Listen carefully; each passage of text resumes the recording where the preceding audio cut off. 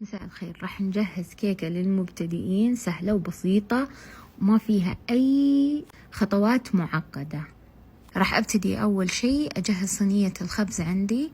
بإمكانكم تغلفونها بزبدة مع رشة طحين أو زيت مع رشة طحين أو زيت الحالة، أو تستخدم سبراي. أنا راح أستخدم السبراي عندي. راح أرش الجوانب بالإضافة إلى ورق زبدة. راح أحطها بقاع الصينية كذا تكون صينيتي جاهزة. ويلا نبتدي بخليط الكيك. خليط الكيك ما راح أسويه لا بالعجانة ولا بالمضرب الكهربائي، راح أسويه بالكاس أو الخلاط، وأتوقع أنه موجود بكل البيوت.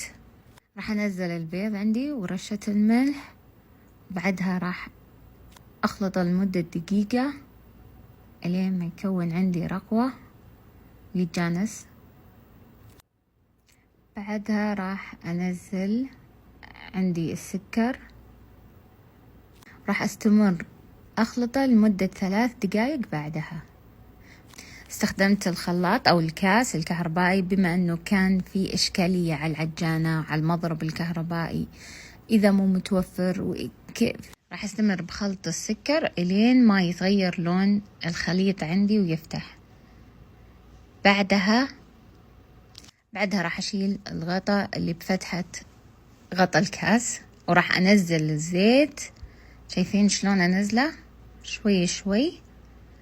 وراح أضيف الخل عندي، شايفين القوام كيف صار كريمي وجميل. راح أرجع أكمل وأضيف الماء، أكمل خلط. شايفين شلون لون الخليط صار أفتح من قبل.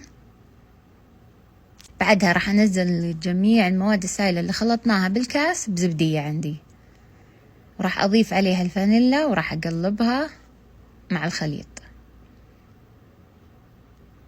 حطيت بالمنخل طحين وراح أضيف عليه بيكنج باودر، وراح أنخلهم فوق المواد السائلة اللي بالزبدية عندي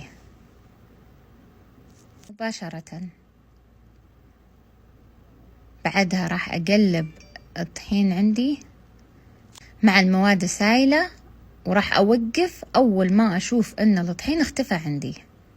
شايفين قوام الخليط؟ راح أصبه بصينية الخبز عندي كذا يكون عندي قوام الخليط.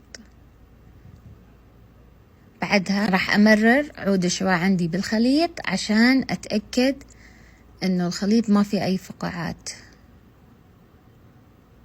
بعدها راح أخبزه على حرارة 170 لمدة 30 دقيقة على الشبكة بنات، مو على صينية. ضروري ننتبه للنقطة هذه، لأن الخبز على الشبك الفرن غير على صينية الفرن. وراح أتأكد إنه كيكتي نضجت تماما، راح أدخل فيها عود وأتأكد.